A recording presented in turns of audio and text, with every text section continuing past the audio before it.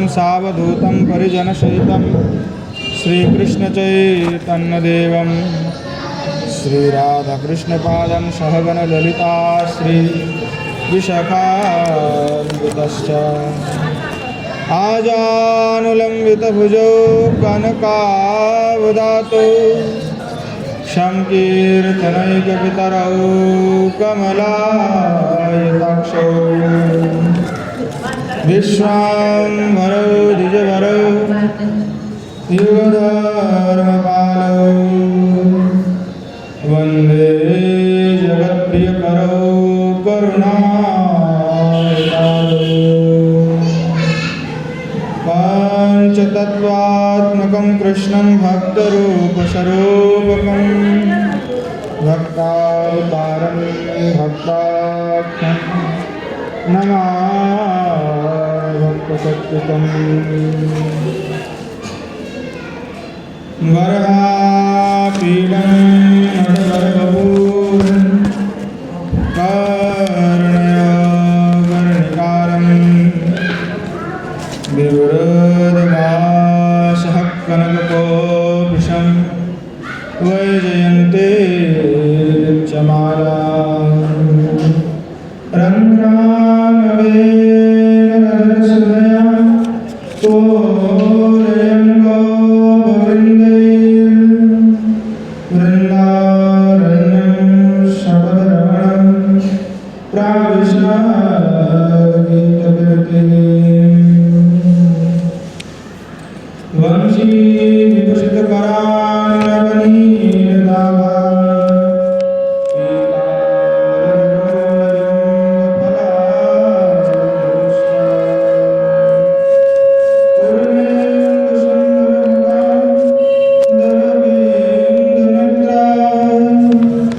कृष्णावतारं किमपिता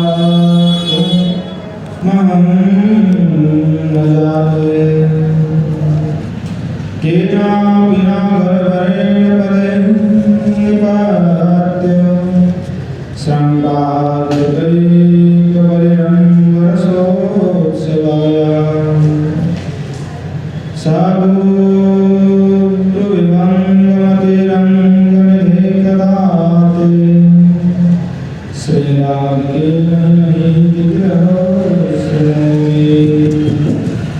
श्रीमद्भागवतं मे यस्य प्रसादतः अन्यतां न जानाति सर्वसर्गमानति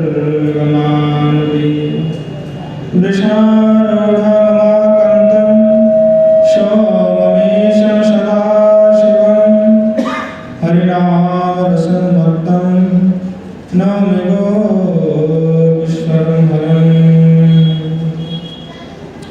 श्रीरूपं साग्रजं वन्दे रघुनाथं कृपालुं श्रीलीलं भक्तयोगं च सज्जनं सुखदायकं येषां सहस्रस्निग्धानं पादरेणुमभीक्ष्णसारं सर्वविघ्नविनाशाय शिरसाधारयम्यहम् नारायणं नमस्कृत्य नरं चैव नरोत्तमं देवीं सरस्वतीं व्यासं ततो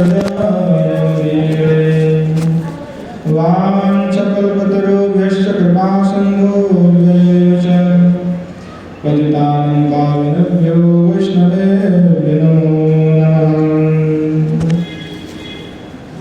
हरे कृष्ण कृष्ण कृष्ण हरे हरे हरे राम राम राम हरे हरे।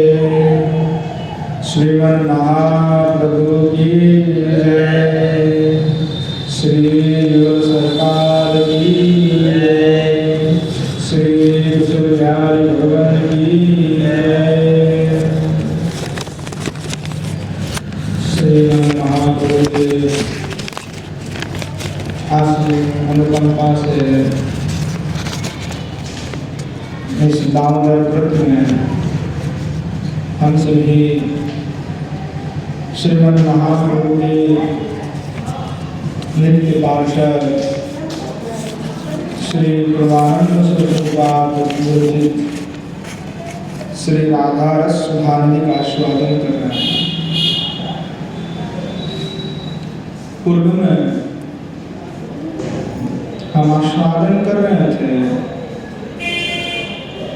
कि वृंदावन दिव्य निधि है। वृंदावन में दिव्य निधि विराजमान है। और दिव्य निधि कौन है? हमारे किशोर जी। तो गोस्वामी बात कह रहे, अरे मन सब कुछ छोड़ करके वृंदावन में चले, काशी आदि समस्त धाम को छोड़ करके, मुक्ति धाम आदि जो भी है छोड़ करके वृंदावन धाम में चले। और कैसे चले? तो सम्यक रूप से चले, सारे मोह बंधन को तोड़ करके चले। और वहां जाकर के आशा क्या करना? जाए तो किस लिए जाए? तो बोले कि किशोर जी की दासी होने के लिए जाए। भाव ही रखे कि मुझे किशोर जी का दासित्व मिल जाए, क्योंकि राधा दास्य से बड़ा और कुछ नहीं है। पूर्व में पिछले दिन हम आस्वादन कर ही रहे थे कि जो योगींद्र मुनींद्र जिस भगवान को पाने के लिए कल्पकाल से तपस्या करते हैं, वह भगवान राधा दासियों के सामने हाथ जोड़ करके खड़ा है कि हमें कृपा करो। भगवान से सभी कृपा मांगते हैं। और भगवान किनसे कृपा मांगते हैं? तो किशोरी जी के किंकरियों से, सखियों से भगवान ही दिवस हो जाता। तो कहा राधा दासियों का जो महिमा है वो ऐसा अति अद्भुत महिमा, ऐसा उनकी सौभाग्य कि जो स्वयं भगवान को भी वैसा सौभाग्य नहीं मिलता। अद्भुत है। तो गोस्वामी बाद कहने लगे कि मैं तो आदम हूँ, मैं तो पामर हूँ। क्योंकि जो संत होते हैं वो अपने आप को पामर अधम मानते हैं कि मेरे जैसा कोई अधम पापिष्ठ नहीं, मैं सबसे बड़ा अधम हूँ, नीच हूँ। तो श्री प्रभानंद सरस्वती इसलिए कहने लगे कि मुझे आप जो किशोरी जी आपकी निकुंज की जो झाड़ू है मार्जनी, मैं वो बनना चाहता हूँ।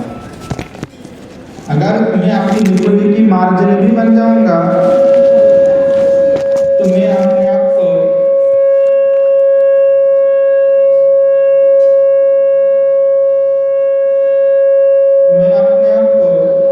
सबसे बड़ा धन्य मानूंगा। मुझे और कुछ भी नहीं चाहिए। गोस्वामी पाद पुनः कहने लगे कि किशोरी जी हमारे जो बड़ा अद्भुत है, क्योंकि जो दिव्य निधान के धाम है उस धाम में मन लगा के बैठना।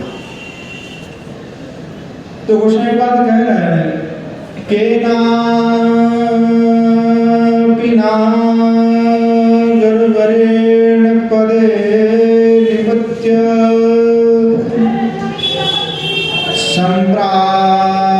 संप्रार्थितैक परिरं वरसोत्सवायां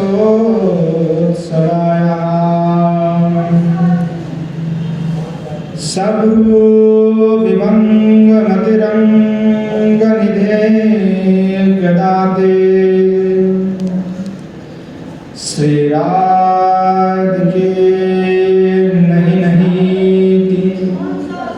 गिरा शृणोमि। श्री गोस्वामी पाद पिछले श्लोक में दैन्यता से पूर्ण होकर के उत्कंठा में भरे हुए प्रार्थना किए कि मैं मार्जनी बनना चाहता हूँ, मुझे वृंदावन में वास प्रदान करे किशोरी। फिर कहने लगे कि हाँ राधिके, हे राधिके, हे किशोरी जी, केनापि नागरवरेण पदे निपत्य संप्रार्थिको एको परिणम्यो रसत्सवाया अंति रंग निधे ते सभूभंग नहीं नहीं दिव्य श्रणोमि। कहने लगे कि हे राधिके, नागराज श्री कृष्ण तुम्हारी पैरों में गिर कर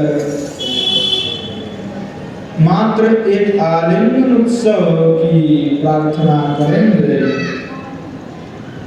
तब आलिंगन रस के अनुभव से प्रवदित होकर के भ्रूभंगिमा से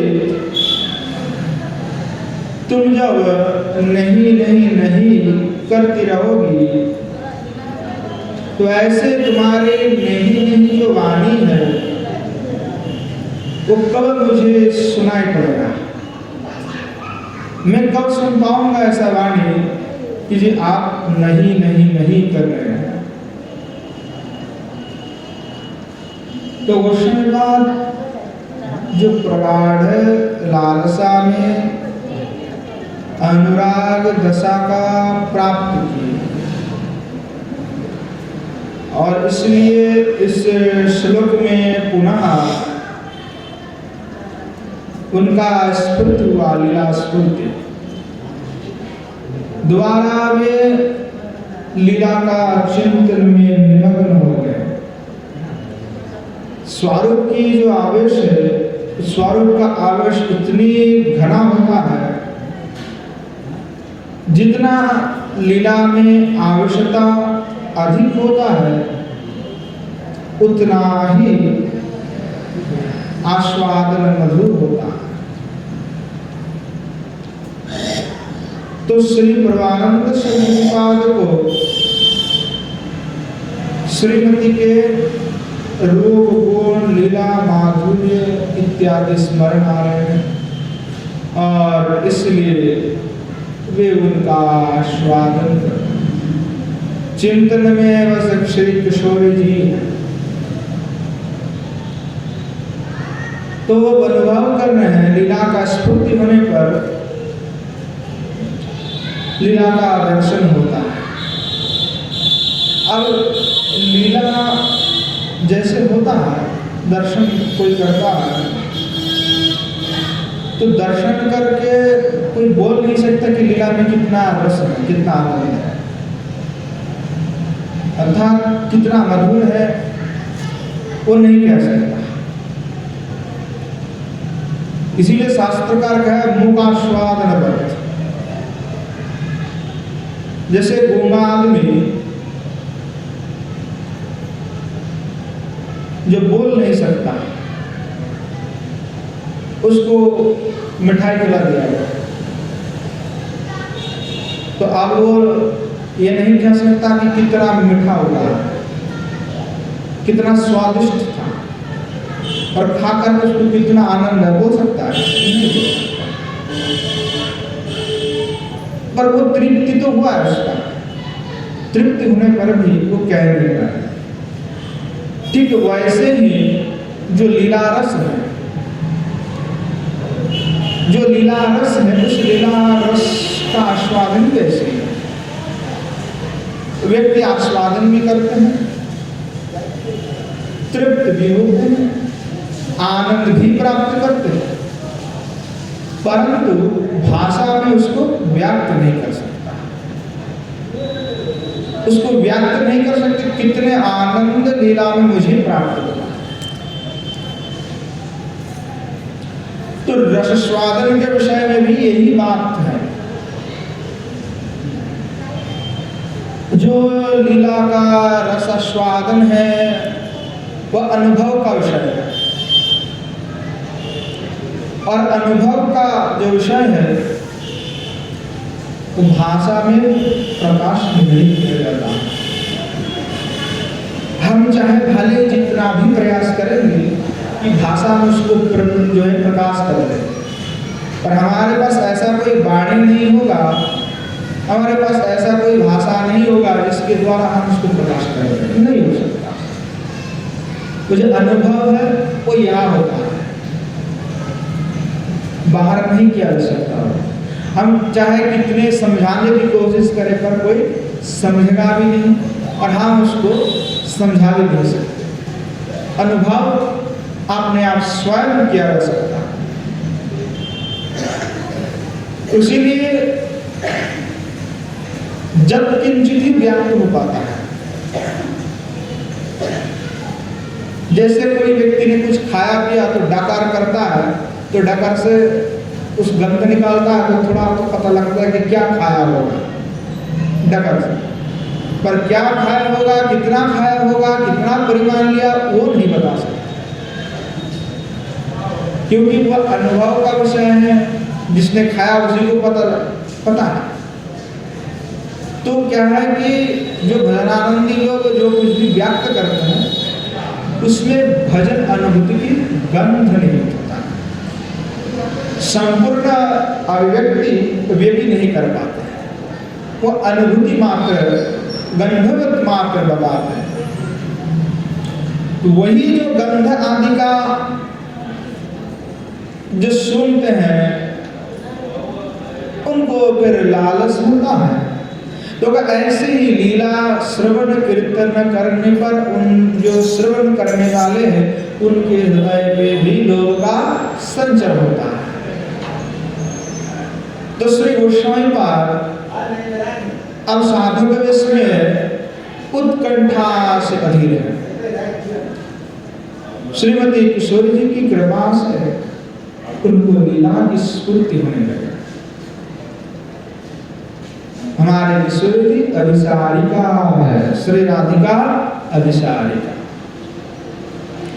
श्रीमती किशोरी जी का लीला स्फूर्ति हुआ कि किशोरी जी प्रबल अनुराग से भरी हुई संकेत वन में आए हैं। संकेत जानते ही है सर, नंद दर्शना के बीच में। तो संकेत वन में, संकेत के जो कुंज है उस कुंज में श्री किशोर जी आए हैं, और श्याम सुंदर अभी तक नहीं पहुंचे। श्याम सुंदर का अवश्य ही आगमन होगा ऐसा सोचकर श्रीमती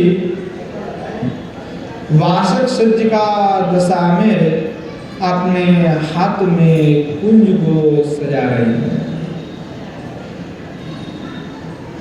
उसका वर्णन श्री गोस्वामी पाद कर रहे हैं, गोस्वामी पाद कि स्वाभासक वशत कांति समश्यति निजं वपुः सज्जे करोति गेहं च या सावासक सज्जिका चेष्टा यस्या स्मर क्रीडां संकल्प वर्म वीक्षण सखी विनोद वार्ता च मुहुर्गति क्षणादयः। गोस्वामी पाद वर्णना कर रहे हैं कि श्रीमती किशोरी जी के साथ उनके सखिया किंकरिया जो अभिसारिका होकर के संकेत कुंज में आए हैं, और साकेत कुंज में विराजमाना होकर के श्री श्याम सुंदर का अवश्य ही आगमन होगा, वे अवश्य ही आएंगे, ऐसा सोचकर वे अपने आप को सजा रही हैं, कुंज को भी सजा रही हैं। तो उसे कहा जाता है कि अवश्य आएगा, ऐसा मान करके सोच करके जो स्वयं को सजाना और कुंज को सजाना, उसको कहते वासक संचिका। तो स्मर क्रीड़ा संकल्प कांत के आगमन पथ का निरीक्षण, सखियों के साथ अनेक प्रकार के विनोद वार्ता, बार बार दूती को देखना इत्यादि सब क्या है, तो चेष्टाएं हैं। तो आज श्री श्याम सुंदर आएंगे और आकर के अनेक प्रकार की लीला करेंगे, क्रीड़ा करेंगे, ऐसा सोच करके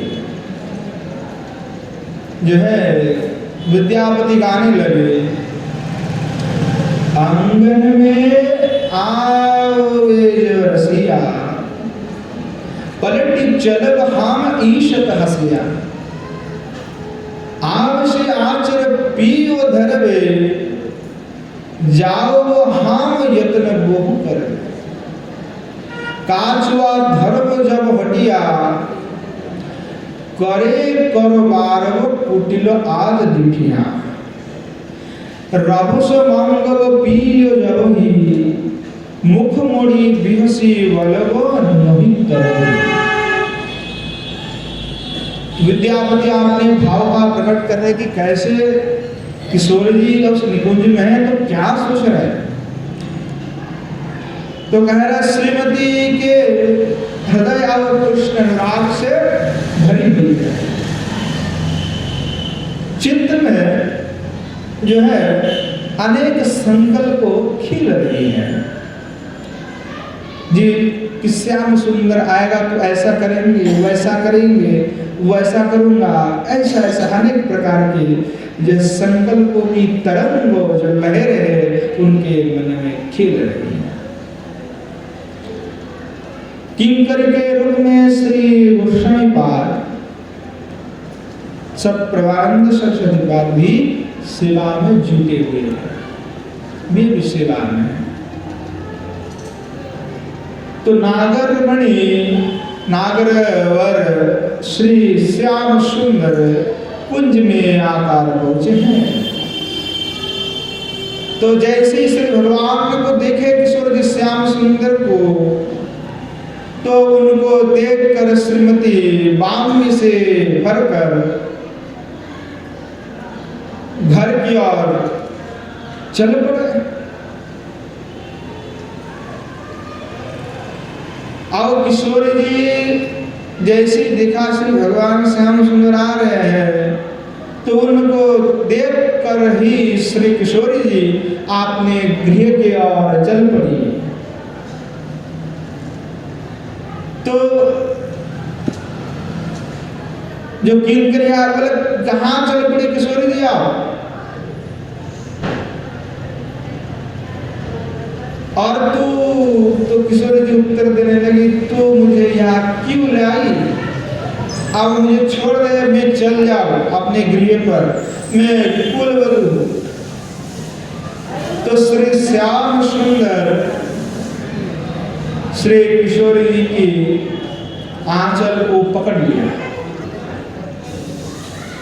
श्रीमती अपनी जो आंचल है उसको खींचने लगी और कहने लगे छोड़ दो छोड़ दो छोड़ दो,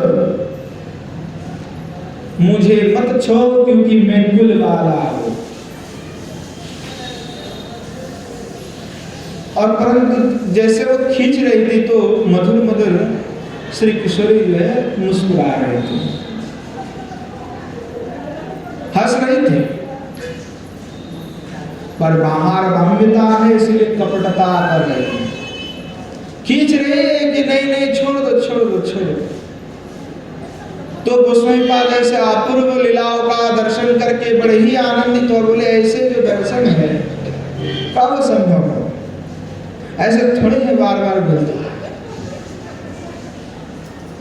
अब जो गोस्वामी पाद कह रहे हैं कि देखो कैसा अद्भुत लीला है, साक्षात दर्शन कर रहे हैं कि श्री ठाकुर जी जो है श्रीमती किशोर जी की आंचल को पकड़े हुई है और श्रीमती किशोर जी अपना आंचल को खींच रही है, करके छोड़ छोड़। अब देखो माधुर्य का ऐसा अद्भुत लीला है, श्री भगवान उत्कंठ से अधीर है और आनंद घन श्री विग्रह श्रीमती किशोरी जी जो है आज बाम भाव धारण किए हुए हैं। बाम यानी बाहर, नाना अंदर हाँ हाँ, कि बाहर जो है दिखाएगी कि नहीं नहीं, पर अंदर क्या है हाँ हाँ, तो ऐसे भाव को धारण किए हुए तो माधुरी का विकास हो रहा है। सखिया की क्रिया सब ऐसे अद्भुत जो क्रिया है, देख रहे कि किशोर जी भगवान पकड़ते हैं तो किशोर जी खींचते हैं। तो श्री रसिक शिखर जो कृष्ण है वो आज उत्कंठा से एकदम अधीर हो गए, भरे हुए हैं उत्कंठा से। तो गोस्वामी पाद कहते हैं देखो भूरी भावत गमाभिज्ञा रसेनाक्रांत वल्लभा, कि जो प्रगल्भा है कि हमारे किशोर जी की प्रगल्भा भी है, तो कहे देखो रसिक शिखर भी मुक्त है। अब हमारे किशोर जी क्या है, बोले भूरी भूरी भाव से भरी हुई है, एक भाव को व्याप्त में नहीं करते, अनेक प्रकार के भाव को व्याप्त करती है। तो भूरी भावत गमाभिज्ञा रसनाक्रांत वल्लभा, कि भूरी भूरी भाव को जो जानती है, और रसवल्लभ जो श्री भगवान कृष्ण है उन भावों से, अनेक अनेक भावों से रसवल्लभ को आक्रमण करती है, उसी को ही प्रगल्भा नायिका कहा जाता है।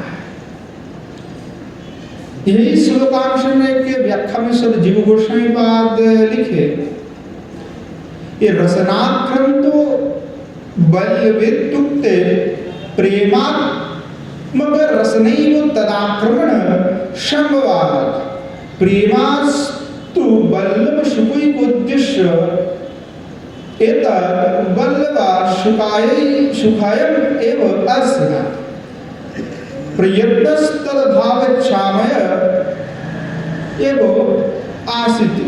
बोल रहे हैं गोस्वामी पाद कि यहाँ जो रस के द्वारा राधा वल्लभ जो श्री भगवान उन पर जो आक्रमण करती है रस के द्वारा, तो यह कौन सा रस है? तो कहे यह रस का तात्पर्य है कि प्रेम रस, कारण एकमात्र ऐसा एक ही रस है जिससे श्री भगवान कृष्ण को आकर्षित किया जा सकता है। श्री भगवान किसी भी प्रकार से आकर्षित नहीं होते हैं। भगवान कृष्ण आकर्षित होते हैं तो एकमात्र प्रेम रस है। तो प्रेम रस से ही आकर्षित होते हैं। तो यहाँ किशोरी जी जो रस के द्वारा आक्रमण करती है वो कौन सा रस है? वह प्रेम रस है। और यहाँ प्रेम रस किस लिए है? श्री भगवान को आनंद देने के लिए। तो ये कहने लगे कि प्रेम किसको कहा जाता है? तात्पर्य है कृष्ण सुखैक तात्पर्यमयी मनोवृत्ति एवं प्रेम। कि कृष्ण के सुख के लिए ही जो मनोवृत्ति हो वही प्रेम है। जो कृष्ण के सुख के लिए ना हो वह प्रेम नहीं है। जहाँ आत्म वासना है, आत्म सुख है, वह प्रेम नहीं हो सकता है। आत्म वासना को प्रेम नहीं कहा जाता। तो प्रेममयी की जो समस्त चेष्टा है, जो सब कुछ किशोर जी करती हैं, वे सब कृष्ण के सुख के लिए। कृष्ण के सुख बिना श्री किशोर जी कुछ नहीं सोचते। एकमात्र प्रेम ही तात्पर्य। अर्थात समर्थार्थी जो गोपियां हैं ब्रज की, ब्रज की गोपियां हैं समर्थार्थी, जिसमें समर्थ है और किसी में समर्थ नहीं, इसीलिए समर्थार्थी में भी आते नहीं। द्वारिका के भी नहीं आते और मथुरा के भी जो कुंज कुब्जा है वो भी नहीं आते इसमें। समर्था केवल ब्रज की गोपियां हैं। अब फिर ब्रज की गोपियों में भी समर्था में भी अलग अलग भेद है और उन भेद में सबसे श्रेष्ठा जो है किशोर जी, उनसे श्रेष्ठा कोई नहीं। तो यह किशोर जी के साथ जो रहने वाली गोपियां वे सब समर्थार्थी में आते हैं और समर्थार्थी वाले जो गोपियां हैं वो जो भी कुछ करती वह उनका एकमात्र उद्देश्य है कृष्ण सौख्यार्थम में वो केवल उद्यम। ये जितने भी उत्तम क्रिया करते हैं, जो भी संगठन विघटन करते हैं, वे सब का कारण एकमात्र है कृष्ण सुख। कृष्ण सौख्यार्थ में जो भी कुछ करते हैं वो कृष्ण सुख के लिए करते हैं। तो कहा कि मन वाक्यानां व्यापरः तथा बुद्धिर बुद्ध को बुद्धि पूर्व को वा यह, कि ब्रज सुंदरियों का जो भी किया धरा है, जो भी कार्य, ब्रज गोपियों का जो भी किया धरा है, चाहे वो बुद्धि से हो अथवा बिना बुद्धि से हो, तो सभी क्रियाएं कृष्ण सुख के लिए है। चाहे वो बुद्धि से कर रहे हो अथवा बिना बुद्धि से कर रहे हैं, वो जो कुछ भी करते हैं वो सब कुछ केवल कृष्ण सुख के लिए। वो अपने सुख के लिए चिंतन गोपियां नहीं करते। और श्री किशोर जी उनकी समस्त चेष्टाएं ही श्री कृष्ण सुख के लिए। तो श्याम सुंदर जो श्री भगवान है वह भाव माधुर्य में विवश हो करके श्री किशोर जी की चरण को अपने वक्षस्थल पे स्थापित किए हुए हैं और प्रार्थना कर रहे किशोर जी से कि आप कृपा करें, हमें ग्रहण करें। श्री भगवान प्रार्थना कर रहे कि आलिंगन उत्सव के लिए जैसे किशोर जी ने आलिंगन की तो श्री भगवान भी जैसे मानव समुद्र में से उछलते तरंग, वैसे दोनों में ही वैसे प्रेम का बाण आ गया उछल। पर देखो भगवान ने जैसे धारण किए तो श्री किशोर जी पीछे हटे, तो बोले छोड़ो छोड़ो छोड़ो छोड़ो छोड़ो, हाँ ऐसा नहीं है, ऐसा नहीं है। पर नहीं कर रहा गुरु भंगिमा। पर देखो जो उनकी मुखमंडल से लग रहा है कि नहीं, वो तो किशोर जी कह रहे हैं कि हमें पकड़ो, पर बाहर जो नहीं कर रहे हैं। तो कह रहे हैं कि ऐसे जो भाव है किशोर जी, इसको रस शास्त्र में कहा गया कुटुंबित अलंकार। रसशास्त्र में कुट्टमित अलंकार कहा गया है कि जो नायक के द्वारा नायिका को आलिंगन किया जाए, इसमें परमानंद होता है, फिर भी संभ्रमता के कारण नायिका जो है नायक को बाधा देकर के क्रोध प्रकाश करती है, तो उसको कहा गया है पुट्टमित लब्धा, पुट्टमित अलंकार। स्तनाधरादिगृह्णे हतो प्रताप संभ्रमात् वही क्रोधो व्यथितवत् प्रकृतम पुट्टमितम बुधे। बुधैया ने पंडितों ने कहा है ऐसे जो भाव है वो क्या है कि पुट्टमित अलंकार है, ये भी अलंकार है। तो कहने लगे कि चैतन्य चरितामृत में भी कविराज गोस्वामीपाद इस भाव का वर्णना कर रहे हैं। तो ये भाव का वर्णना करते हुए गोस्वामीपाद कह रहे हैं कृष्ण वांछा पूर्ण है परिपाणिरोध अंतरे आनंद राधा बाहिरी बाम्य क्रोध। भाई अंदर तो आनंद है अंतर में, पर बाहर केवल क्रोध मात्र।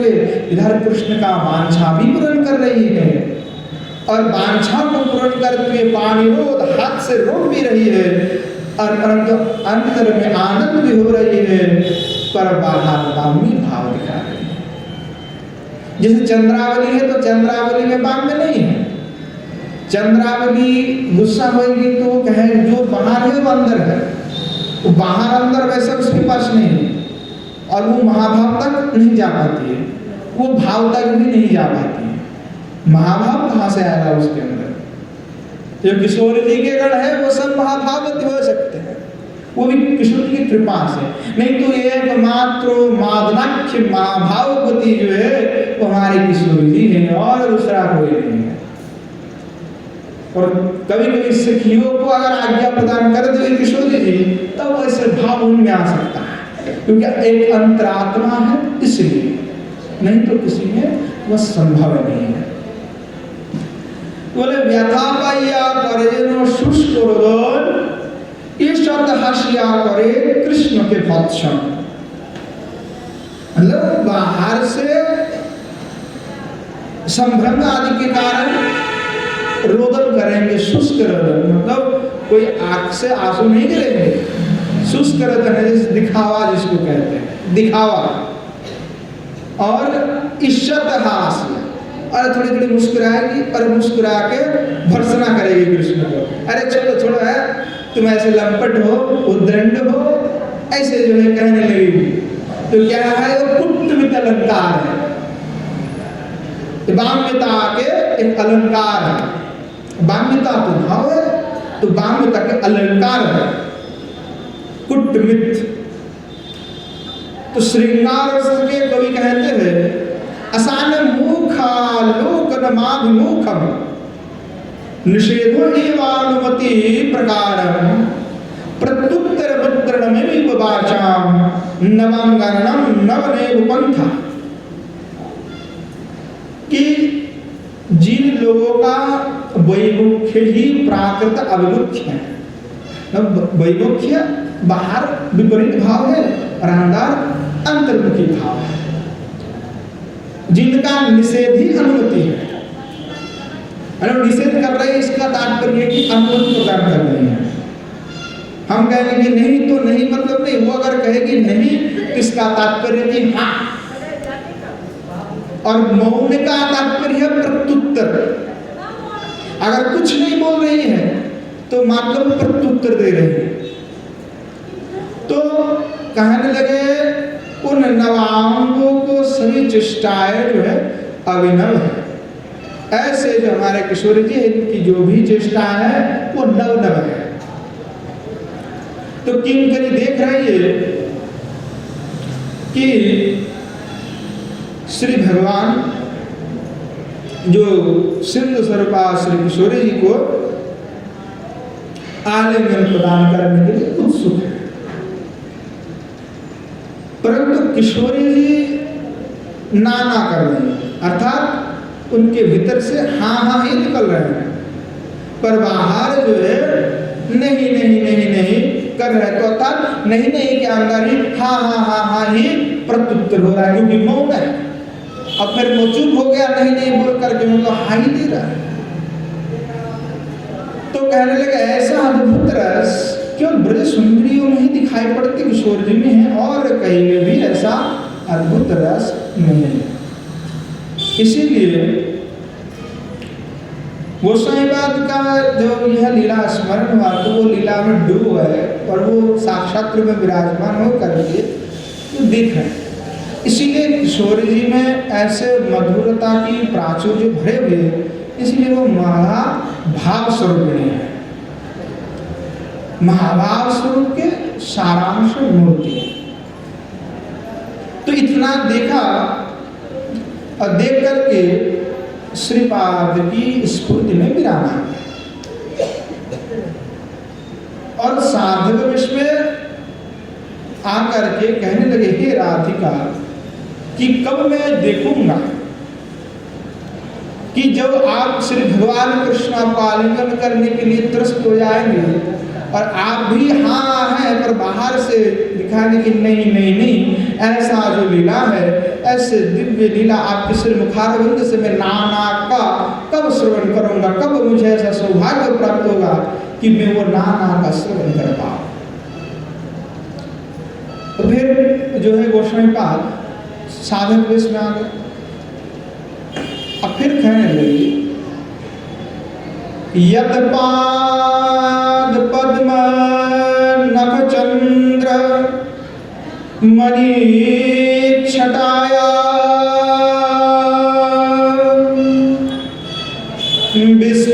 विस्फुजितं किमपि गोपवधू स्वदर्शी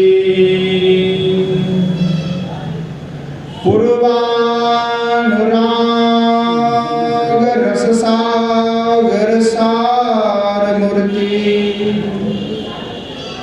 साराधिका मयि कदापि कृपा करोतु। श्री गोस्वामीपाद कहने लगे कि गोपवधूषु मध्ये यद पाद नखचंद्र मणि छटाया किमपि विस्फुजितं मया दर्शिसा पूर्व अनुराग रस सागर सार मूर्ति श्री राधिका कदा मयि कृपां करोतु। गोस्वामीवाद कहने लगे कि असंख्यो गोपवालियाओं के बीच में, असंख्य कितना मैं नहीं कह सकता, असंख्य है, और उन सभी गोपों के बीच में मैं जिनके श्री चरण नखों का अपूर्व विस्फुजन आंखों से देखा है, वह पूर्वानुराग रूपी रस सिंधु की सार मूर्ति श्री राधिका मुझ पर कब कृपा करेगी। तो स्वरूप में आविष्ट होकर के पूर्व में ही एक लीला का आस्वादन श्री गोस्वामीपाद कर चुके। स्फूर्ति के विराम से, विराह व्याथा से अब गोस्वामीपाद कातर स्वरूप में जो आविष्ट होते हैं उनके हृदय में क्या होता है कि श्री किशोर जी का विरह जो है थोड़ा थोड़ा जागृत हो जाता है। साधक जो लीला स्मरण करते अष्टकाल में उनका हृदय पे प्रभाव पड़ता है उसका बहुत ज्यादा, तो विरह थोड़ा थोड़ा जागृत होता है, एकदम पहले से विरह नहीं हो जाता। और जिसे विरह का अनुभव नहीं है उसके हृदय में मिलने का आकांक्षा भी नहीं हो सकता। किसी के लिए प्रेम होगा तो अगर वो मिल गया तो फिर विरह भी नहीं, उसके लिए टेंशन भी नहीं। हमारे पास में है तो क्या चिंतन करना है, हमारे साथ में ही है। अगर वो साथ में नहीं है तब उसकी याद आएगी, तब उसका चिंतन होगा। तो यहाँ जो साधक है, अष्टकालीला स्मरण है, साधक के लिए विरह ही प्राण वस्तु है कि जब विरह होगा तभी उनका याद आएगा। तो इसीलिए श्री गोस्वामी पाद, रूप गोस्वामी पाद आदि ने कहा कि पहले विरही बनो, बाद में मिलन का रस स्वादन करना। तो इसीलिए देहाविष्ट मन में विरह नहीं जाता, स्वरूपावश में स्वतः ही विरह लगता है। तो इसीलिए विरह में यह प्रार्थना होता कि कब है स्वामिनी, कब तुम्हारी कृपा होगी, हे ईश्वर जी तुम कब कृपा करोगे। तो इस विरह दशा का जो वर्णना है, विरह दशा में ऐसे उत्कंठा, ऐसे लालसा, ऐसे तीव्र आकांक्षा, तीव्र प्रार्थना, रोना, हृदय व्यथित हो जाना, उनके लिए तीव्र दुख होना, वेदना से हृदय भर जाना, तीव्र आकांक्षा का उदय होता है। विरह के बिना तीव्र आकांक्षा कभी होता ही नहीं है। किसी के विरह में अगर हम हैं तब जा करके तीव्र विरह से तापित होकर के हृदय में उसके लिए कुछ वासना का उद्वेग होता है, उनसे मिलने की इच्छाएं प्रकट होता है। और जब विरह नहीं होता तब ना तो ये वांछा होता है, ना इच्छा होता है, ना लालच होता है। इसलिए गोस्वामी पाद ने कहा पहले विरोही बनो। श्री रूप गोस्वामी पाद आपने स्तव माला में भर भर के विरहों की प्रार्थना की, लालस में हो करके प्रार्थना की किशोर से। श्री रघुनाथ दास गोस्वामी पाद की स्तवावली, इसमें विलाप कुसुमांजलि एक अद्भुत ग्रंथ है। विलाप कुसुमांजलि में गोस्वामी पाद ऐसे रो रो करके प्रार्थना की है किशोर जी के पास। श्री सरस्वती पाद के आधार सुधानिधि जो आस्वादन कर रहे हैं, इसको भी पढ़ करके अनुभव किया जा सकता है कि ऐसे विरह में डूब गए, अतः प्रार्थना की तरंग में वे चित्त डूब गए। वे बस श्री नरोत्तम दास ठाकुर महाशय के प्रेम भक्ति चंद्रिका अद्भुत ग्रंथ है, प्रार्थना से भरे हुए, लालसमय प्रार्थना, कब किशोर जी का कृपा होगा, कब हमें मिलेगा, कब हमें युगल सरकार का दर्शन होगा, ऐसे अद्भुत प्रार्थना है। तो इसीलिए जब अब क्या हुआ कि श्री गोस्वामी पाद को भी जो है विरह का अनुभव हो रहा है। जब विरह होता है तो क्या होता है, थोड़ा रह रह करके जो है लीला राज्य का स्फूर्ति भी हो जाता है। और लीला का स्फूर्ति विराम जैसे होता है फिर विरह हो जाता है। जब स्फूर्ति होगा तब तो ठीक है, जैसे स्फूर्ति नहीं होगा तो फिर वो पगला जाएगा, एकदम वो कुछ कर नहीं पाएगा, वो कहेगा कि दर्शन नहीं होगा, मैं क्या करूँ। एक बार हृदय में उस लीला का स्फूर्ति किसी का हो गया और वो दोबारा नहीं दिख पाएगा तो पगला जाएगा, खोपड़ी खराब हो जाएगा उसको, वो पगला जाएगा, वो स्थिर नहीं रह पाएगा। वो क्या हो रहा है मेरे साथ। जैसे सिद्ध रणबाड़ी दास, सिद्ध जो रणबाड़ी में जो सिद्ध बाबा थे उनके साथ उनको इच्छा था कि हम एक बार जो है 4 धाम यात्रा करके आएंगे। जो पूर्व मैंने कहा था कि हम आगे आस्वादन करेंगे इस विषय पे। तो बड़े संत थे, नित्य लीला का दर्शन उनका हुआ करता था, लीला का स्फूर्ति भी होते थे। मन में सोचा कि कभी 4 धाम यात्रा नहीं की वृंदावन में, तो आगे लोग, मैंने सुना है कि 4 धाम जाना चाहिए। मन में बड़ा अभिलाषा उनका हुआ, तो मन ही मन सोचे कि चलो चलेंगे। रात में सपना आया किशोर जी का कि तुम्हें 4 धाम जाने की कोई आवश्यकता नहीं है, यही ब्रज में रहो, यह सबसे उत्कृष्ट स्थान है और कहीं जाने की इच्छा नहीं है। क्या होता है, सपना जब देखते व्यक्ति तो गहरे नींदों का सपना याद नहीं रहता है। सपना तभी लोग देखते हैं जागने से पहले और सोने से पहले। मतलब हमें लेट गए, अभी नींद नहीं आया, थोड़ा थोड़ा आप अभी नींद आने की कोशिश कर रहे हैं, तब सपने देखते हैं। जैसे कभी व्यक्ति सपने देखता है, देखते देखते अचानक चिल्लाता है, और कभी तो देखते हैं कि पहाड़ से किसी ने मुझे को फेंक दिया तो तुरंत उठ पड़ता है। कोई देखता है कि गड्ढे में गिर रहा हो और गड्ढे में गिरते गिरते तुरंत उठ गया, अरे क्या हो गया, ऐसे होता है सपने में। किसी किसी को तो भूत प्रेत का सपना आता है, भूत प्रेत भी छोड़ता नहीं उसको, सपने में पकड़ रहा है, दौड़ रहा है, वो चिल्ला रहा है, तो वो याद रह जाता है। अब लोग गहरी नींद में होगा तो कुछ याद नहीं रहेगा। तो भजन के आवेश में ही जब थोड़ा नींद आ गया तो किशोरी प्रकट होकर के कहने लगे कि तुम्हें चार धाम जाने की कोई आवश्यकता नहीं है, मत जाना। उन्होंने सोचा कि ऐसे ही कोई दिखा होगा, मेरे को ऐसे ही हुआ, माने नहीं। फिर दोबारा उनको ऐसे ही हुआ कि मत जाना, फिर भी उन्होंने माना नहीं। उन्होंने सोचा क्यों ना चले जाए। फिर द्वारिका में गए दर्शन करने के लिए। द्वारिका में गए, जाकर के वहां पे जाकर के तप्त मुद्रा का धारण कर लिया। क्या था कि पहले अभी नहीं लगाते वैष्णवों में, और नियम है शास्त्र में, जो वैष्णव होते हैं शंख चक्र गदा और पद्म का तपे हुए मुद्रा को जो है शरीर में ऐसे लगवाना पड़ता था।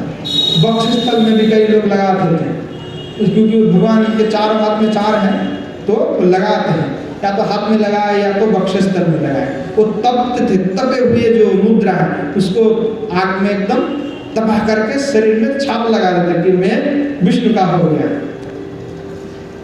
अब आप क्या करते हैं, आजकल सभी लोग हाथ से लिखते हैं, रज से कोई लिखते हैं जय निताय राधे राधे, वक्षस्थल में लिखते हैं।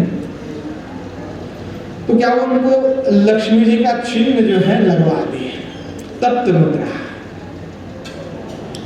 बाबा चार धाम का दर्शन करके पुनः ब्रज में लौटे। रणबाड़ी में जाकर के सिद्ध बाबा बैठे भजन करने के लिए। अब जैसे भजन में बैठे तो लीला का स्फूर्ति नहीं हो रहा है, किशोर जी का दर्शन नहीं हो रहा है, लीला नहीं दिखाई पड़ रहा है।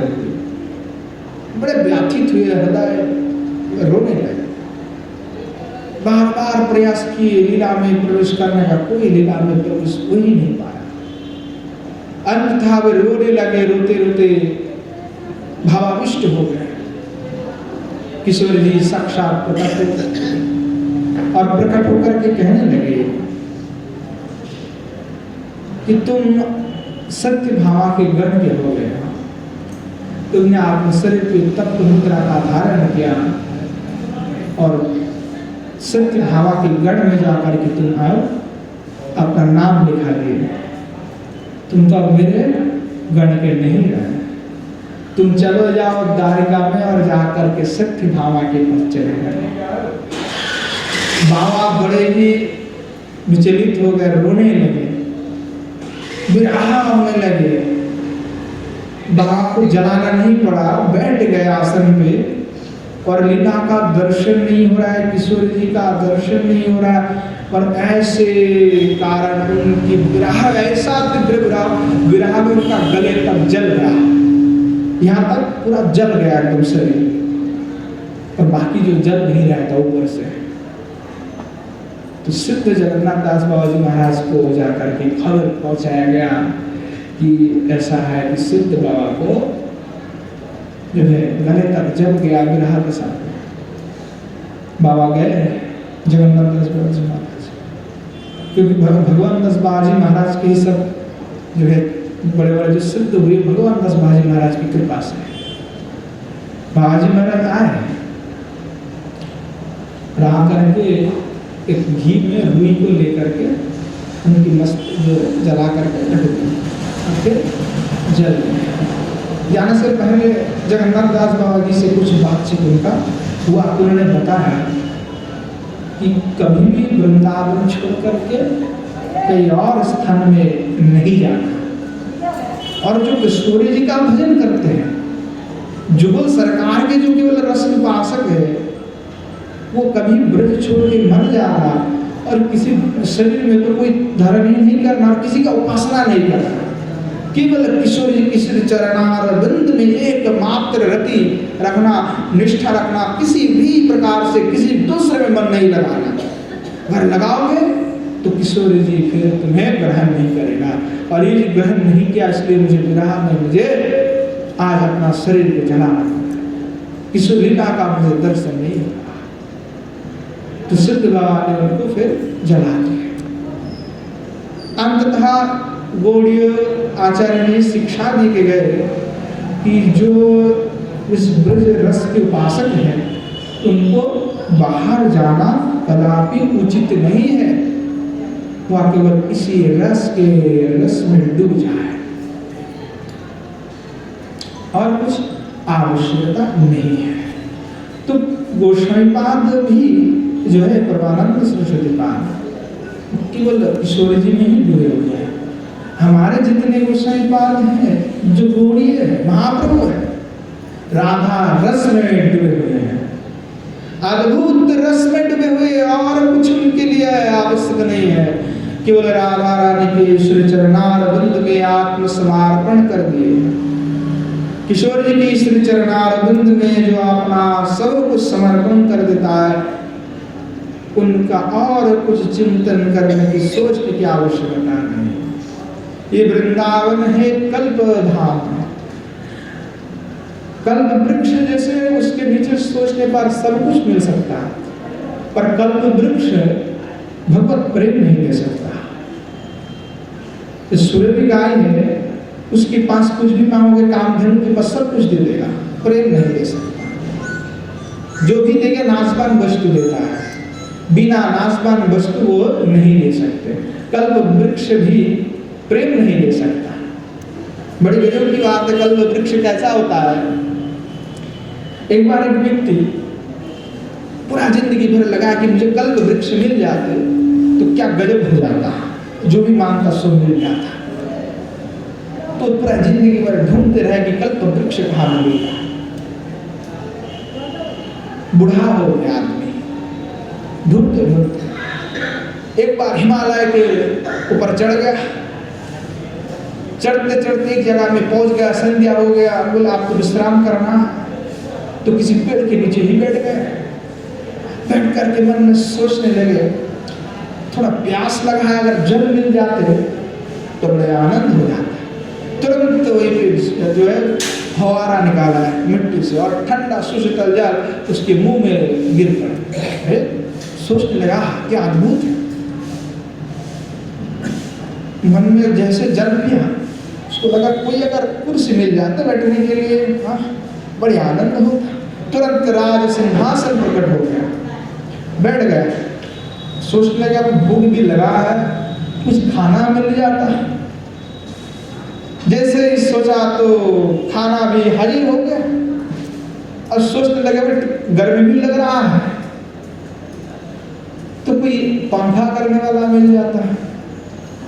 तो वहां पे दास दासी प्रकट हो गया, उसको हवा करने लगे और मन में सोचने लगे कि रात्रि तो बहुत हो गया, अब सोने का विचार हो रहा है।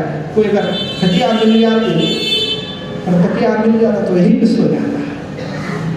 हमने सोचा, तुरंत प्रकट हो गया, वहीं पे सो गए। रात में उसको सपना आया प्रेत का, और तुरंत उठ गया और मन में सोचने लगा कि प्रेत तो नहीं आ गया। और जैसे ही मन में सोचा कि प्रेत तो नहीं आ गया, तुरंत प्रेत प्रकट हो गया और प्रेत प्रकट होकर के उसकी खाड़ को मटका कर चला गया। तो कल्प वृक्ष मिलने पर क्या लाभ हुआ? कल्प वृक्ष भगवान प्राप्ति नहीं करा सकता, प्रेम नहीं दे सकता, पर वृंदावन के वृक्ष में ऐसा शक्ति है कि वो प्रेम दे सकता है। वृंदावन के रज में ऐसा शक्ति है कि वो प्रेम दे सकता है, भगवान प्राप्ति करा सकता है। तो वृंदावन के वृक्ष या लौकिक कल्प वृक्ष से भी श्रेष्ठ है। ये ऐसा कल्प वृक्ष है जो प्रेम देने भी सामर्थ्य है, जिनमें प्रेम प्रदान भी कर सकते हैं, ऐसा हो। इसीलिए कहा कि वृंदावन में चलो, वृंदावन के रज को जो है नित्य प्रति पान करो। जो जल पी रहा है तो जल में थोड़ा सा ब्रज रज डाल करके पी लो, अद्भुत है महिमा। यही प्रभानंद सरस्वती बात वृंदावन महिमामृत में ऐसा अद्भुत अद्भुत करके ब्रज की महिमा को आख्यान किए हैं। तो कहने लगे कि रूप सनातन आदि सभी गोसाई पाद लालसा नहीं प्रार्थना किए, तीव्र लालसा से। और जब तक लालसा नहीं होता तब तक उत्कंठा नहीं होता। जब उत्कंठा नहीं होगा तो भगवत प्राप्ति नहीं होगा। तो श्रीपाद गोस्वामी पाद ने पहले तो बसंत रास पूर्णिमा की जो लीला का स्फूर्ति उनमें हुआ था, तो पुनः लीला का स्फूर्ति उनको हुआ। सोचने लगे कि रास नृत्य प्रारंभ हो गया। श्री भगवान अनेक मंडलियों के साथ में जो है नृत्य कर रहे हैं। और जैसे पूर्व में क्या हुआ था कि श्री भगवान कृष्ण सबके साथ नृत्य कर रहे थे, और सबके साथ नृत्य करने के कारण श्री किशोरी जी मानिनी होकर के चली गई थी। फिर दोनों का पुनः मिलन हुआ और फिर रास नृत्य प्रारंभ हो गया। तो क्या हुआ कि आव कृष्ण एक ही है, अधिक नहीं है, एक ही कृष्ण है, वो किसी किशोरी के साथ विराजमान है। और जितने भी गोपियां हैं वो सब मंडली होकर के नृत्य कर रहे हैं, किसी के साथ कृष्ण नहीं है। अब किसी के साथ कृष्ण नहीं है, ये किशोरी के साथ रास कर रहे हैं। और जितने किशोरी का सखियां हैं, किंकरियां, सब विराजमान है मंडली के।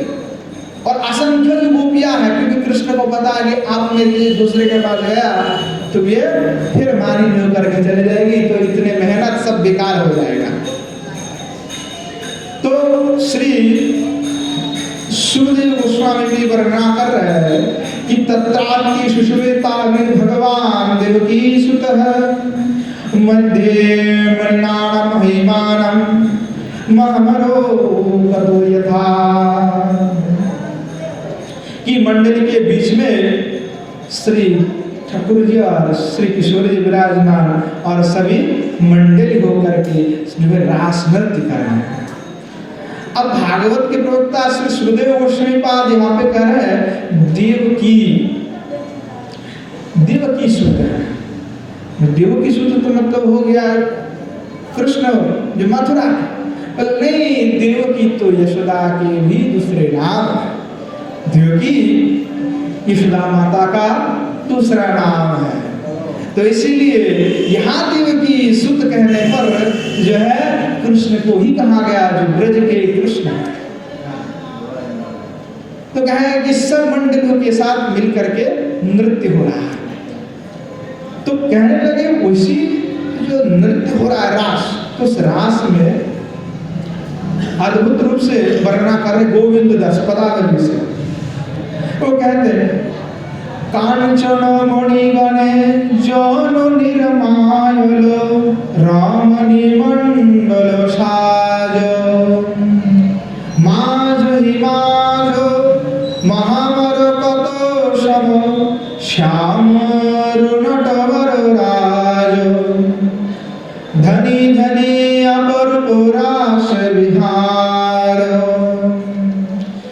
धीर बिजुली संगे चंचल जल धन रसवर निवार।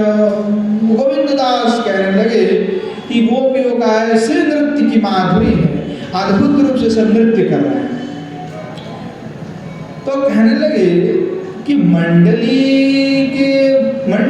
बंधे गोपीगण करेन नर्तन मध्य राधा सव नाचे ब्रजेंद्र नंदन चैतन्य चरितामृत।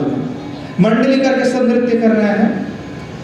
श्री भगवान कृष्ण के साथ रास नृत्य के समय जो है चंचल पदक्षेप हो रहा है, जो पैर है वो नृत्य के समय चंचल हो रहा है, कोई हाथ को हिला रहा है उच्च करके, तो बोले कंपन हो रहा है, पृथ्वी डलमल हो रहा है।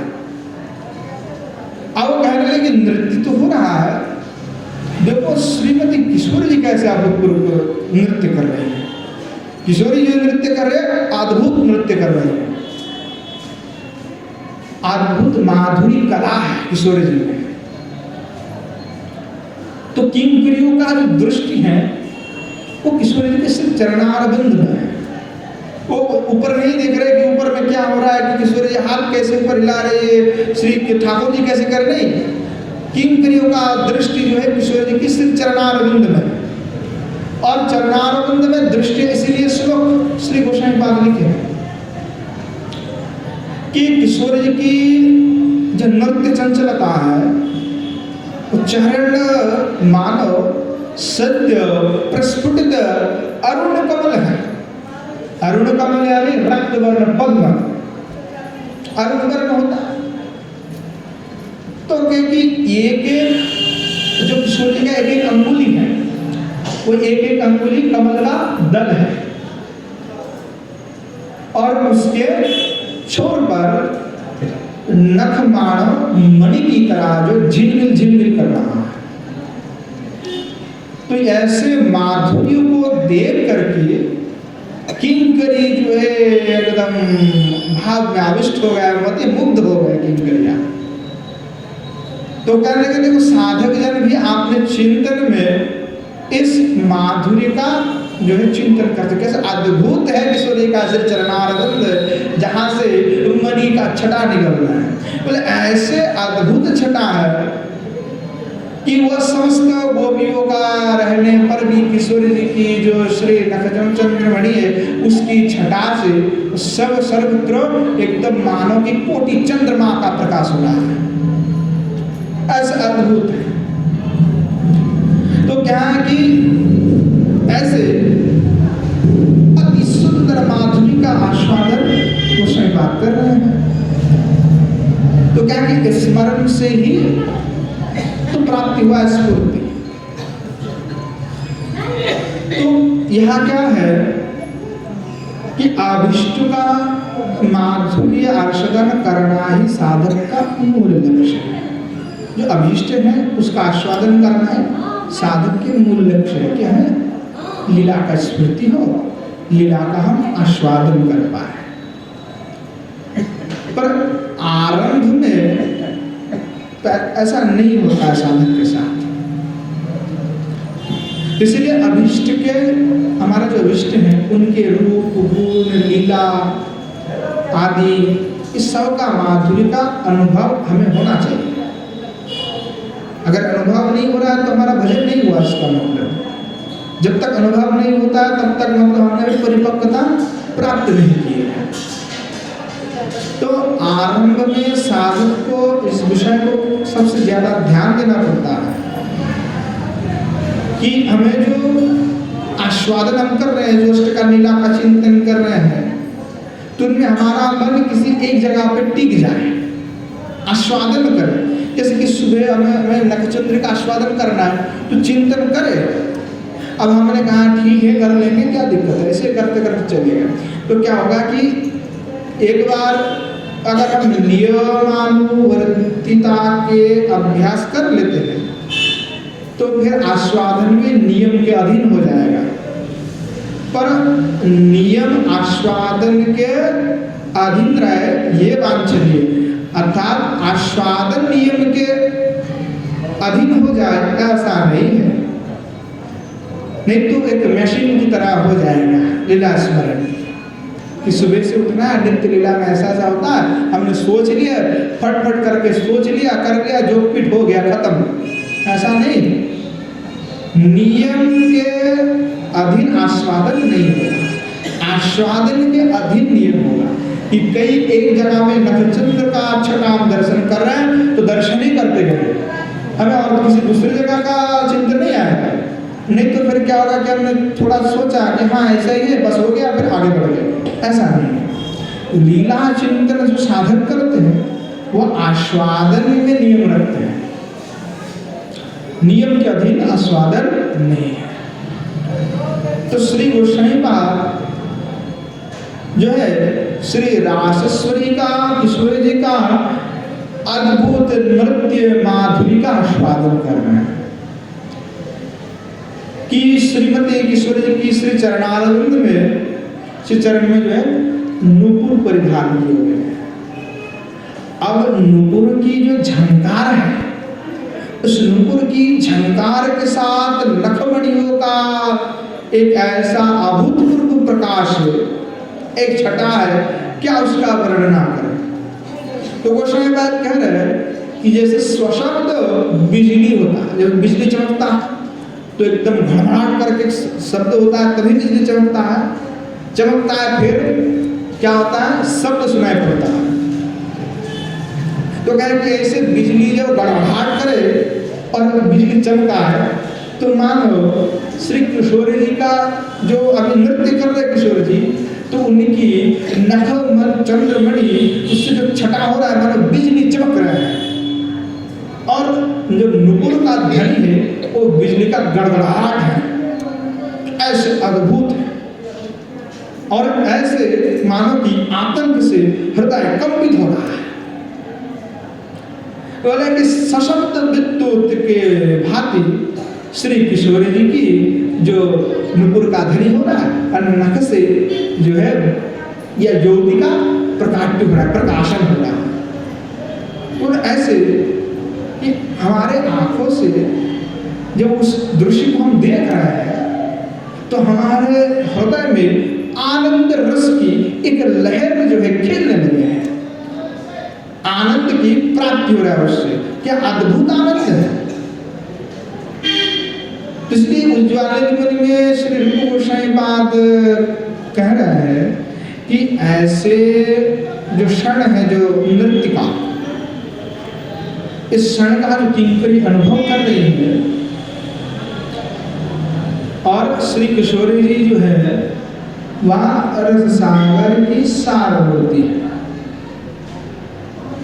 तो कहने लगे कि ये दशा कैसा है, तो बोले अनुराग ससंविद्यो दशाम प्राप्य प्रकाशित यावदाश्रय वृत्तिश्चित भाव इत्यविधीयते। का अनुराग जब ससंविद्यो दशाओं को प्राप्त कर प्रकाशित होता है और जावदाश्रय वृत्ति को प्राप्ति करता है, तब उसे महाभाव कहा जाता है। जैसे समुद्र में नए नए तरंगमाला उत्पन्न होते हैं, और नए नए तरंग से समुद्र ये दिखाते हैं कि मेरा गौरव है कि मैं अपना वक्ष दिश पर ऐसा तरंग सृष्टि करता हूं। गौरव है समुद्र का, नदी में तो ऐसा लहर नहीं होता है, तालाब में थोड़े होता कहाँ पे, समुद्र पे। तो समुद्र पे जो ऐसे लहर होता है, तो समुद्र का गौरव है अपना कि मेरे वक्षस्थल पर ही जो है ऐसा दशा होता है। तो कहने लगे ऐसे तरंग मालाओं के द्वारा वो अनुराग की महाभाव को प्रकाश करते हैं। तो उसी अनुराग रससागर महाभाव की सार मूर्ति है श्री किशोरी जी। श्री कृष्ण संदर्भ में श्री जीव गोसाई पाद कहे हैं, तदेवं परम मधुर प्रेम वृत्ति मयेषु तास्वपि तत्सारांश दृक्मयी राधिका तस्याम एगो प्रमुत्कर्षु पराकाष्ठाया दर्शितत्वात्। कि गोपियों में महाभाव की वृत्ति प्रचुर रूप से विद्यमान होने पर भी श्री राधा ही महाभाव की सारांश उद्रिक्तमयी है। जो प्रेम की पराकाष्ठा है वह मदनाक्षी महाभाव एकमात्र श्री किशोरी जी में ही विद्यमान है। श्री किशोरी जी ही मादक रस की अमृतमय प्रतिमा है। तो रास नृत्य के समय उनके अनन्य अंग प्रत्यंग की माधुरी की बात हम नहीं करें तो ही अच्छा है। केवल उनकी नखचंद्रिका का जो ज्योति है, जो छटा है, वो ऐसे अद्भुत हैं, उसी का आस्वादन करते हुए यह राधा किंकरिया जो है आत्महरा हो रहे हैं, आनंद से जो है वे आनंदित होके। क्या अद्भुत किशोर जी का, श्री चरणारविंद का, श्री नखचंद्रिका का ऐसे दिव्य छटा है। एकांत में जो कांति है, तो रास मंडली में चारों ओर से नृत्य करने वाली असंख्य गोपांगनाएं जो है विद्यमान है, पर किशोर जी की नखचंद्रिका का ऐसा अद्भुत विस्फोरण है कि यहाँ और किसी गोपियों का दर्शन भी नहीं हो पा रहा है। किशोर जी ऐसे नृत्य कर रहे, बस किंकरिया देख रहे कि उस नख चंद्रमा से उज्जवल तीव्र ज्योति का छटा हो रहा है और झंकार सुनाई पड़ रहा है, कुछ दिखाई नहीं पड़ रहा। उसी का दर्शन करते हुए वो जो किंकरिया है वो आनंद में निमग्न हो गए, आत्महरा हो गए और होकर के साधक वेश में श्री गोस्वामी पाद प्रार्थना करे, साराधिका मई कदापि कृपा करो तो वे राधा रानी जिनकी नख चंद्रिका का ही जो छटा इतने अद्भुत है, वहाँ किशोरी जी मुझ पर कब कृपा करेगी, कब कृपा करेगी, किशोरी जी कब कृपा करेगी, ऐसे कह करके श्री गोस्वामी पाद जो है प्रार्थना कर रहे हैं। श्री किशोरी जी की जय। तो ऐसे अद्भुत हमारे किशोरी जी हैं। प्रभानंद सरस्वती पाद साधक वेश में प्रार्थना कर रहे हैं कि किशोर जी का ऐसी अद्भुत शोभा है और हर अंग की अद्भुत महिमा है किशोर जी। तो कहने लगे कि यही जो अद्भुत महिमा है मैं कितना प्रकाश करूं, क्योंकि मैं तो मुख आस्वादन करता हूं। तो इसलिए कहा कि जो अनुराग है, जो भाव है, वह तो आस्वादन किया जाता है, तो व्यक्त बहुत कम ही किया जाता है। गंध भाव जो स्वयं करता है वो जानता है कि कैसा अनुभव है, जिसने अनुभव नहीं किया वो नहीं बता सकता, और जिसने अनुभव किया है वो पूर्णतः बता नहीं सकता, क्योंकि वो पूर्ण बता ही नहीं सकता। इसलिए वो अनुभव की विषय है।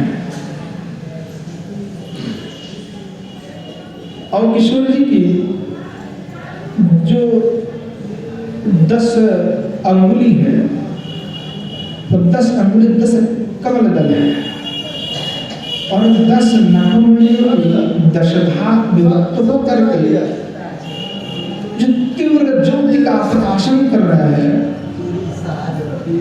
उसका वर्णना करते हुए कहने लगे कि सदानुभूत मोपी यहाँ कुरिया नव नव नित्यम रागो भवन नवन भास्वत रागे कि जो राग प्रियजन को प्रतिक्षण नए नए रूप में अनुभव कराता है, और राग भी क्षण क्षण में अभिनव होता है, उसी का नाम क्या है, अनुराग है। तो अनुराग में जब तक नहीं डूब चलते तब तक नए नए अनुभव नहीं होता। जैसे हमने किसी लीला का आस्वादन किया, फिर दोबारा आस्वादन करेंगे तो हमें दोनों समय ही आनंद का अनुभव होगा। जो पहले सुन के रखे हैं, ऐसा नहीं कि हमने पूर्व में सुना तो इसका आनंद नहीं होगा, क्योंकि इस पर अनुराग होने के कारण नित्य नित्य करके लौटा। अनुराग जो है नित्य अनुभूत वस्तु में नव नव वैचित्र का जनक है। अनुराग में तृष्णा की आधिक्य इतनी प्रबल होता है कि प्रियजन के रूप गुणादि हर क्षण नया लगता है। तो ब्रज के गोपियों में जो है अनुराग से भरे हुए सब। और हम एक ही कृष्ण को दर्शन किए तो बार बार हमें एक ही जैसा लगेगा। एक आदमी को हम कितने बार देखे उसके बाद उसके प्रति रुचि भी नहीं जाता, अरे इसको तो देखा था, क्या देखना है, एक बार देख लिया, पहले दिन नहीं देखे होते पहली बार देख रहे होंगे, जैसे आंखें फाड़ करके देख, अरे क्या सुंदर है। फिर 2-3 बार 10 बार 15 बार 20 बार 100 बार देख लिया, उसके बाद ठीक है सुंदर ही तो है, उससे और भी सुंदर होगी कोई। पर ऐसा है कि यहाँ पे अनुराग क्या है, एक ही कृष्ण में टिका हुआ है, कृष्ण अभी आया तो अभी नया लग रहा है, ऐसा लग रहा है कि पहले कभी देखा नहीं था। अनुराग यही करा था कि देखने पर भी वो लगेगा कि पहले ऐसा कभी दिखाई नहीं था मैंने, आज ही इस क्षण में जो देख रहा हूं यही उत्कृष्ट है। और ऐसा भाव, ऐसा वैचित्र, ऐसे श्रृंगार, ऐसे अद्भुत हमने कभी नहीं देखा था। तो ये अनुराग हर क्षण में ही जो नए नए अनुभव कराता है, तो इसमें तृष्णा का आधिक्य प्रबल होता है। और जो इसके अंदर तृष्णा नहीं है, अब किसी को प्यास नहीं लगा तो उसके सामने पानी रखने से थोड़ी पिएगा। जिसके मानो किसी का पेट पूरा भरा हुआ है, एकदम गले तक ठुस ठुस करके किसी ने खाया है, उसके सामने अमृत रख दिया गया कि भाई ये अमृत पी लो, क्या खा पाएगा वो कहेगा नहीं जाएगा, गले तक भरे हुए जगह है नहीं। अमृत है, मन तो चाह रहा है कि खाने की, पर जगह नहीं बचे हुए, इतना तक भरे पड़े हुए हैं। तो जिसके अंदर लीला का आस्वादन करने की तृष्णा नहीं है वो नहीं अनुभव कर सकता। जिसके अंदर तृष्णा है, प्रबल तृष्णा है, वो अनुभव कर सकता है, वो पी सकता है। जो भरे हुए हैं वो नहीं पी सकता। तो जिसके अंदर तृष्णा हो वही ये आस्वादन कर सकता है। तो किसका तृष्णा? लीला रस का आस्वादन की तृष्णा, और इतनी प्रबल है कि उनके सामने सब कुछ फीका है और कई तृष्णा हमें नहीं है।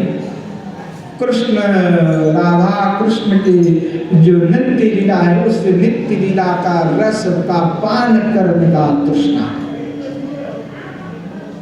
तो तृष्णा होगा तब जाकर के उस पर प्रवृत्ति होगा।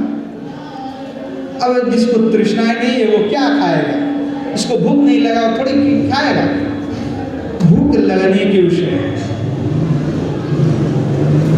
जिसको भूख नहीं लगता वो खा नहीं सकता। इसलिए कहा उत्कंठा आवश्यक है, तृष्णा आवश्यक है, बिना तृष्णा के कुछ नहीं हो सकता। तृष्णा आवश्यक है।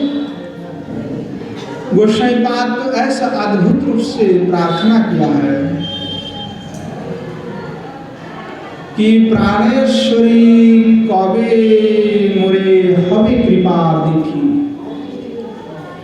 आज्ञाया कबे विविध फूलवर वचन सुनाव दुहु मिठी, मृगमद तिलक सुंदर वानव लेपव चंदन गंधे, गाथी मालती फूलो हार पराव धाव मधुकर वृंदे, ललिता कवे मोरे बीजन देव बीजव मारुत मंदे, श्रम जल सकल बीतव दुहु कलेवर हेरब पर्व आनंदे।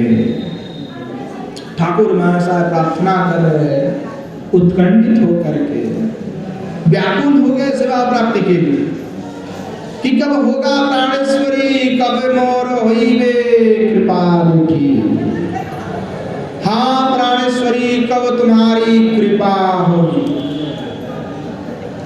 कब तुम मुझ पर कृपा करोगी, कब तुम्हारा सेवा मुझे मिलेगा, तुम्हारे आज्ञा में कब आज्ञा आनिबो कवे विविधो फूलवर वचन सुनाव दुहु मिठी। कि हे किशोर जी, कब आपकी आज्ञा होगी कि निकुंज के लिए कुछ फूल तोड़ के ले आओ, कब आपकी श्री मुखारविंद से ऐसे मीठी वचन को मैं सुन पाऊंगी। अब नरोत्तम दास ठाकुर सर महाशय पुरुष है, परंतु प्रार्थना किस प्रकार से कर रहे? मंजरी की स्वरूप में, तो स्त्री की भाव से कर रहे। किशोर जी की दासी है, दासी होने के लिए पुरुष स्त्री नहीं है, भावना स्त्री की होनी चाहिए, मंजरी की भावना। और नवद्वीप योगपीठ में जब चिंतन हो तब पुरुष की भावना, महाप्रभु की वहाँ स्त्री भाव की भावना नहीं। अगर स्त्री भी होगा तो उनको सोचना पड़ेगी कि मैं वहाँ पे पुरुष रूप में विद्यमान नवद्वीप योगपीठ में, और वृंदावन में जो है मंजरी स्वरूप में विराजमान, क्योंकि दो पीठ है, नवद्वीप और वृंदावन। तो बिना नवद्वीप योगपीठ के वृंदावन में प्रवेश नहीं होता, क्योंकि महाप्रभु ने तो दिया है सब कुछ। तो पहले तो महाप्रभु के पास जाना पड़ेगा और उन्हीं की कृपा से फिर वृंदावन में प्रवेश होगा। तो पहले पुरुष भावना है, फिर मंजरी की भावना है। तो नरोत्तम दास ठाकुर महाशय श्रीमद् महाप्रभु ही अनुगत है, प्रेम धन तो उन्हीं को ही मिला। श्रीमद् महाप्रभु जब बांग्लादेश में गए थे एक बार, तो प्रेम धन को कहा छुपा के थे पद्मा नदी, पद्मा नदी है बांग्लादेश में, उसको पद्मा नदी बोलते हैं। तो वहाँ पे छुपा के आए थे, दे के आए थे पद्मा को, बोले ये मैं प्रेम धन हूँ, क्योंकि यही जो गंगा जी है वो वहीं पे जा करके वही नाम धारण कर ले, नाम बदल गया। तो गया और कहा कि भाई जो है प्रेम जो है मैं तुम्हारे पास रख के जा रहा हूँ, कोई एक आएगा नरोत्तम दास, कोई एक आएगा, मतलब नाम तो नहीं बोले, बोले कोई एक आएगा जिसको तुम्हें प्रेम धन देना है। तो पूछा कि भाई हमको कैसे पता चलेगा कि कोई आएगा और उसको ही देना है? तो बोले जब वो आएगा, जब तुम्हें स्पर्श करेगा तो तुम्हारे हृदय में जो प्रेम छुपा हुआ है वो प्रेम प्रकट हो जाएगा और तुम स्वयं प्रेम से कंपित हो जाओगे। तो जब ठाकुर महाशय गए यमुना जी, वहां पे जाए, पद्मा पे जाए, तो तुरंत जैसे ही उन्होंने स्पर्श किया तो पद्मा को एकदम प्रेमावेश आ गया। तो पद्मा जी को लग गया कि अरे यही तो है जिसको महाप्रभु ने बोला था देने के लिए। तो उन्होंने एकदम साक्षात मूर्ति धारण करके ठाकुर महाशय को प्रेम दे दिया, बोला यही गुप्त प्रेम है जो छुपा के रखा था वो आज तुम्हें दे रहा हूँ। श्रीमान महाप्रभु ने आज्ञा दिया था, तो ये लो तुम्हारा प्रेम धन। श्रीमान महाप्रभु की जय, श्री ठाकुर महाशय की जय। तो ठाकुर महाशय जिसकी प्रेम धन, जिनके पास जो प्रेम धन है जिनका है, श्रीमान महाप्रभु का है। और श्रीमान महाप्रभु कौन है? जुगल सरकार के ही स्वरूप है। जुगल सरकार के जो स्वरूप है, उनके पास जो प्रेम धन है वो प्रेम संपत्ति आज नरोत्तम दास ठाकुर महाशय के पास। और वही प्रेम में प्रमाविष्ट होकर के भी प्रार्थना करने लगे कि कब ऐसा सौभाग्य मिलेगा किशोर जी कि आपकी श्री मुखारविंद से मुझे आज्ञा मिलेगा कि जाओ निकुंज को सजाने के लिए कुछ पुष्प को चयन करके लेके आओ। कब आपकी श्री मुखारविंद से ऐसे मीठी मीठी वचन में सुनूंगा कि कहने मृगो मद तिलक सुंदर वनावलेप चंदन गंध। बोले कि कब ऐसा सौभाग्य होगा कि मृदुमल तिलक भी करूंगा और सिंदूर बढ़ाओ, सिंदूर जो देते लगाते, बोले कब होगा ऐसा सौभाग्य कि उसको निर्माण करो। क्योंकि पहले आप तो रंग मिलता है, पहले ऐसा नहीं होता, कुमकुम लगाए जाते थे तो पेड़ से होता था। वो एक पेड़ होता है तो पेड़ से बनता है, वो घिसना पड़ता है। तो पूछे इसलिए कहने लगे कि ये कब में बनाऊंगा इसको। लेप वो चंदन गंधे, कि सुगंध युक्त चंदन आपके शरीर में कब में लेपन करूंगा, कब होगा? बोले गांठी मालती फूलो हार पराओ धोआव मधु करो वृंदे। कि मालती की पुष्प, मालती पुष्प की माला कब मैं जो है बनाऊंगा माला, और मालती पुष्प का माला में बना करके कब आपको पहनाऊंगा, मैं कब पहनाऊंगी आपको, कब ऐसा सौभाग्य होगी। हार और परियाब वही जो माला है, हार है, वो कब मैं आपको पहनाऊंगी किशोरी जी, कब ऐसा सौभाग्य होगा। धोआ वो मधुकर वृंदे, बोले कब सुगंधित जल से, आपका मधु आदि मिश्रित जल से कब आपके श्री चरणारविंद में जो है प्रक्षालन, कब होगा सौभाग्य मेरा। रोने लगे, रो रो करके फुट फुट करके रो करके प्रार्थना कर रहे, निवेदन कर रहे, अनुराग की महासागर में डूब गए, तृष्णा व्याकुल हो गई।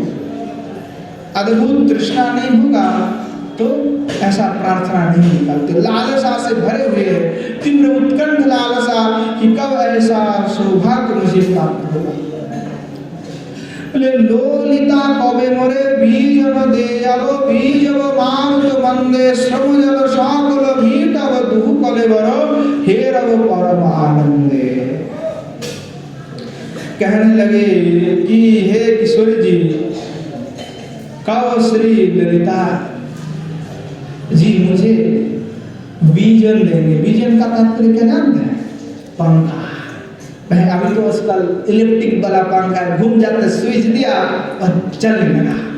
पहले क्या होता था, इतना बड़े बड़े पंखे होते और वो हाथ से पंखा किया जाता था। और जब निकुंज के अंदर होता तो क्या होता है, जुगल सरकार अंदर है, अभी पंखा भी तो करना, तो क्या होता तो अंदर पंखा होता था, बाहर धागे से बंधा होता था, तो धागे खींचो तो अंदर हवा चलता है। अभी टाटा स्टील में भी अभी भी है वैसा है, अभी भी है, जो है ऐसे करते हैं तो अंदर जो है हवा चलता है। और अनेक ही मंदिर में है, हाँ अनेक मंदिर में ऐसा है। पर हम लोग आजकल क्या है, शौकीन हो गए, ठाकुर जी को प्रेम नहीं करते। वैसा हमारा सौभाग्य, कहते हैं कि प्रेम करते पर सेवा नहीं करना चाहते। योग पीठ में अलग अलग सेवा होता है, किसी को पानी सेवा है, किसी को बीजन सेवा है। हम प्रभु की प्रेम से गोसाई पद ने क्या कहा कि अन्य विलासिता सुन्नम ज्ञान कर्मणाम कृतम। और हम लोग क्या अन्य विलास में हम अपने विलास के अनुसार भोग लगाते हैं। ठाकुर जी की जो प्रिय है वो हम भोग नहीं लगाएंगे। हमें मिर्ची खाना अच्छा लगता है तो मिर्ची वाले बना करके उपचक डाल करके भोग लगाते हैं। बाल गोपाल की सेवा कर रहे हैं, अब श्री भगवान बाल गोपाल में जो माखन मिश्री खाएगा ना, कि वो झाल जो हमने लगा कर मिर्च लगा करके दिए वो खा सकता है क्या? बालक है। कई लोग गोपाल जी को लेकर के यमुना जी में राधा कुंड में जाते और 100 डुबकी लगाते हैं कि गोपाल जी को 100 डुबकी लगा के नहाना है। अपने 5 साल के बच्चे को कभी लेकर के 100 डुबकी लगाया यमुना जी में ठंडे के मौसम में राधा कुंड में से अनर डुबाए डुबाए डुबाए। भक्ति या क्या भक्ति है। और वो वीडियो करके फेसबुक यूट्यूब इस पे डालेंगे, व्यू मिलेगा। क्या प्रेम है? अपने बच्चे के साथ यहाँ किया ऐसा? श्री भगवान कहा माता यशोदा रोज रोज माखन बनाती थी, एक दिन का बासी नहीं खिलाती। आजकल तो बाजार में मिलते हैं, एक दिन देंगे फ्रिज में रखेंगे तो महीना चल जाएंगे, 10 दिन तो चलेगा। हम तो उतना भी कर रहे हैं और हमें वो माखन पसंद नहीं आता खाने की, क्या हमें हजम नहीं होता तो चॉकलेट भोग लगाएंगे। क्या भगवान ने कभी खाए होंगे? क्या प्रेम है ये? सही में क्या प्रेम है? प्रेम में ऐसे किया जाता है? ऐसा प्रेम नहीं है। तो ऐसा सेवा नहीं होता है, सेवा हृदय से होता है। प्रभु को सुख हो ऐसे सेवा किया जाता है। तो भोग लगा करके तो अपना पेट कोई पालना है, हमारा पसंद है तो हम लगाएंगे वैसे, पर ऐसा प्रेम नहीं है, ये आत्मस्वार्थ है, ये प्रेम नहीं हो सकता। प्रेम तो प्रभु को जो प्रिय है वो करना है। तो बीजन पंखा बोले कि ललिता सखी कब मुझे ऐसा अवसर देगी कि मैं हाथ में बीजन लेकर के मंद मंद होकर के बीजन से जो है पंखे से वह ईश्वर जी को ऐसे ऐसे हवा करूंगी, जुगल सरकार को हवा करूंगी। कब मुझे ऐसा सौभाग्य प्राप्त होगी किशोर जी, आप मुझे कृपा करिए, कृपा करिए। श्रमजल सागल मीठा हुकले बरो हेरो परमानंदे। कि जुगल सरकार जो क्रीड़ा कर रहे हैं वो उनके जो श्रम है वो बीजन की हवा से मैं श्रम को दूर कर दूंगा। और क्या है, हेरो परमानंदे, और परम आनंदित में आनंदित होकर के मैं जुगल सरकार का दर्शन करूंगा। क्योंकि सखियों को दर्शन करने की सौभाग्य प्राप्त नहीं है, किंकरी मंजरी ही दर्शन कर सकते हैं नित्य निकुंज में, क्योंकि वहां 16 साल से कम है तो इसलिए उनका प्रवेश का अधिकार है, पर सखियों की प्रवेश का अधिकार नहीं है। सखिया निवृत्त निकुंज में प्रवेश नहीं कर सकते। जुगल सरकार जब अकेला हो, दोनों ही केवल विद्यमान हो, तब सखियों का प्रवेश नहीं है, केवल मंजरी का ही प्रवेश है। तो कहने लगे मेरा तो सौभाग्य होगा, मैं ऐसे कब निहारते हुए कब मैं ऐसे विजन करूंगा, कब मुझे ऐसा सौभाग्य प्राप्त होगा। ऐसा कह करके श्री गोस्वामी पाद भी प्रार्थना कर रहे और नरोत्तम दास ठाकुर महाशय भी कर रहे हैं। वही भाव जो है दोनों का है कि क्योंकि सब राधा प्रेम में डूबे हुए हैं, राधा रस में डूबे हुए, कब सेवा मिलेगा, कब ऐसा सौभाग्य प्राप्त होगा, ऐसे लालसा, ऐसे तृष्णा, ऐसे उत्कंठा से, ऐसे आवेश होकर के आवेगमय प्रार्थना में सभी कर रहे हैं। श्री ठाकुर महाशय की जय, श्री गोस्वामी पाद की जय। तो आज यहीं पे समय हो चुके हैं, तो विश्राम लेते हैं। जय जय श्री राधेश्याम निताई गौर हरि बोल। श्रीमन महाप्रभु की जय, श्रीमन महाप्रभु के समस्त पार्षद वृंद की जय, श्री युगल सरकार की जय, श्री प्रभानंद सरस्वती पाद की जय, श्री राधा सुधानिधि की जय, समस्त महाप्रभु के पार्षद वृंद की जय, युगल सरकार के समस्त पार्षद वृंद की जय, श्री वृंदावन धाम की जय, समस्त संत वैष्णव भक्त वृंद की जय, आवन गुरु गोविंद की जय। आज के हरि कथा